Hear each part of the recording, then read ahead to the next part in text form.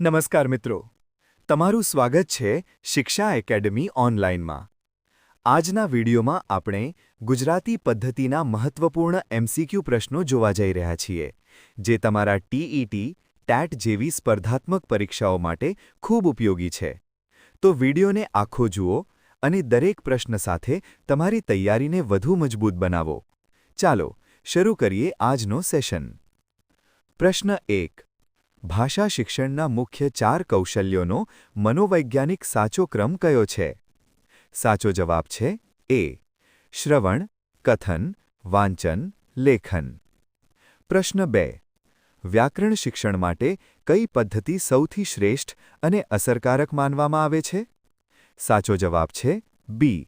આગમન પદ્ધતિ। પ્રશ્ન 3।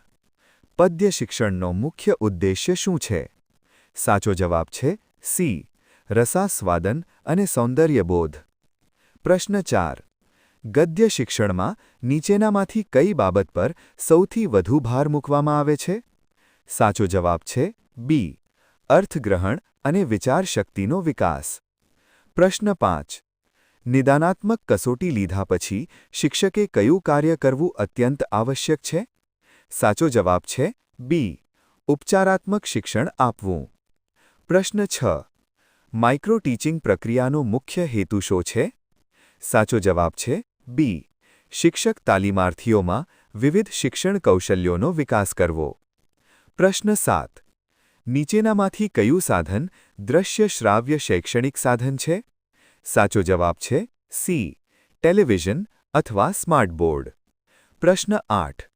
મૂલ્યાંકન પ્રક્રિયાના સંદર્ભમાં CCEનું પૂરું નામ શું છે? સાચો જવાબ છે એ. કન્ટિન્યુઅસ એન્ડ કોમ્પ્રિહેન્સિવ ઇવેલ્યુએશન, એટલે કે સતત અને સર્વગ્રાહી મૂલ્યાંકન। પ્રશ્ન 9। મૌન વાંચન કરાવવાનો સૌથી મોટો ફાયદો કયો છે? સાચો જવાબ છે બી. વાંચનની ઝડપ અને અર્થગ્રહણ ક્ષમતામાં વધારો થાય છે। પ્રશ્ન 10।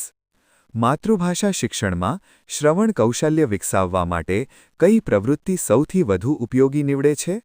સાચો જવાબ છે બી.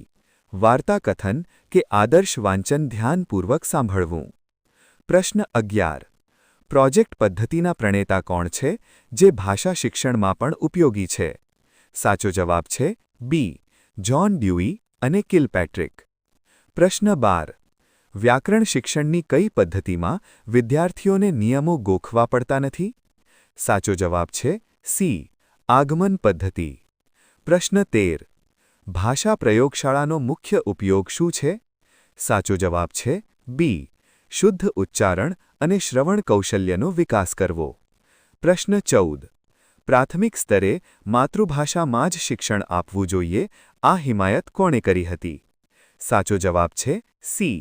મહાત્મા ગાંધીજી। પ્રશ્ન 15। મૂલ્યાંકન પ્રક્રિયામાં પોર્ટફોલિયો એટલે શું? સાચો જવાબ છે બી. વિદ્યાર્થીના સમગ્ર વર્ષ દરમિયાનના શ્રેષ્ઠ કાર્યો અને પ્રગતિનો સંગ્રહ। પ્રશ્ન 16। શૈક્ષણિક ઉદ્દેશ્યોનું વર્ગીકરણ કોણે આપ્યું? સાચો જવાબ છે બી. Benjamin Bloom. પ્રશ્ન 17। કવિતા શિક્ષણ એટલે કે પદ્ય વખતે શિક્ષકે કઈ બાબતને ખાસ ટાળવી જોઈએ? સાચો જવાબ છે બી. શબ્દે શબ્દનું શુષ્ક ગદ્ય રૂપાંતર અને અર્થ। પ્રશ્ન 18।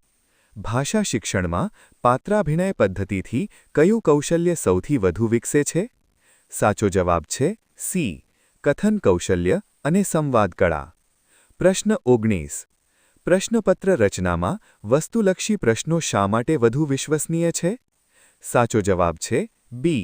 તપાસનાર શિક્ષકના અંગત વિચારો કે પૂર્વગ્રહની અસર પરિણામ પર થતી નથી। પ્રશ્ન 20। વર્ગખંડમાં ભાષા શિક્ષકનું આચરણ કેવું હોવું જોઈએ? સાચો જવાબ છે સી. આદર્શ અને પ્રેરણાદાયક।